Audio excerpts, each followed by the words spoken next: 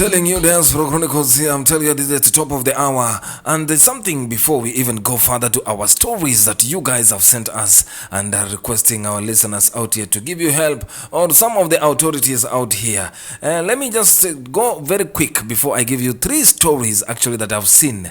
For many of you are going to be reading these stories next week, tomorrow actually. So keep it on the Home of African Music. There is a lot of, but we have sometimes have to choose. And thank you so much for our producers out here for filing these stories to you. So first of all, let me tell you something that today we are turning actually to attention to Germany, where significant changes to citizenship laws have just been enacted.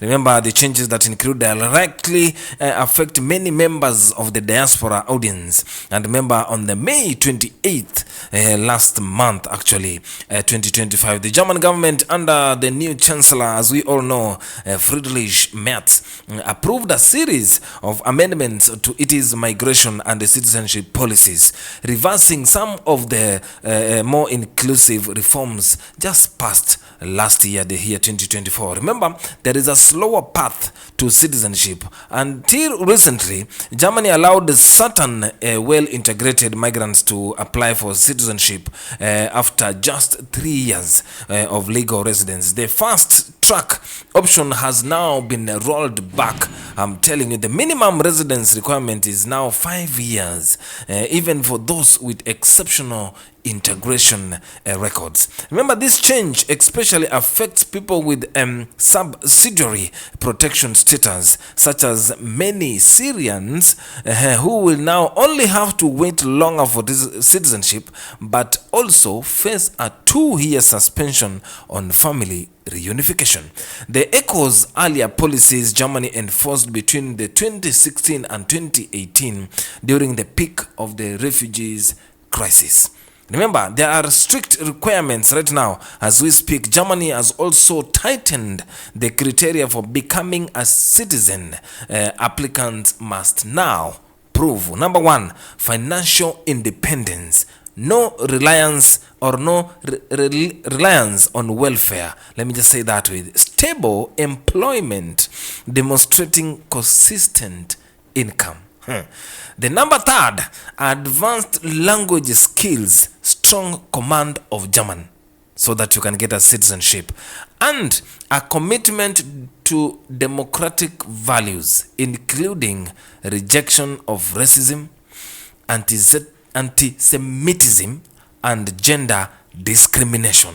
So if you have all this in contact, you're going to be having a citizenship. If you don't have them, forget it. One of the most debated elements of the new law is a clause requiring all naturalization candidates actually to explicitly acknowledge Israel's right to exist.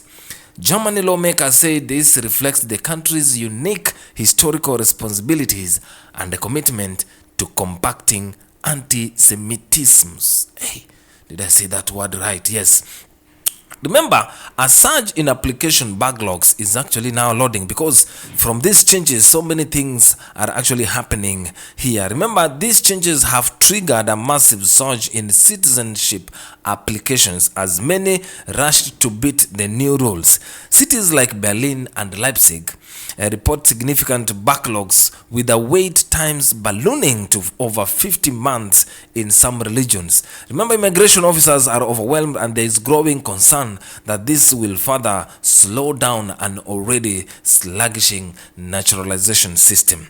What does actually all this mean to you as a diaspora here in Germany? Remember, for the diaspora families with roots in or connections to Germany, these changes are not just policies, they are deeply personal.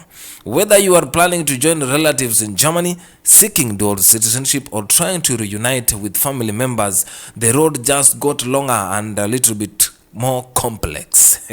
Experts warn the stricter integration test, increased residence period, and the limitation on family reunification may disproportionately impact communities from the global south. Remember, especially those who arrived in Germany seeking asylum or humanitarian protection. So what should you do if this affects you for the first time? And for those listening to me right now, stay informed, Second, consult with any legal advisors or immigration support centers in your country of residence in Europe here or in the city that you are in Germany. And third, understand that Germany's immigration climate is shifting toward restrictions and long-term plans may need to adapt accordingly.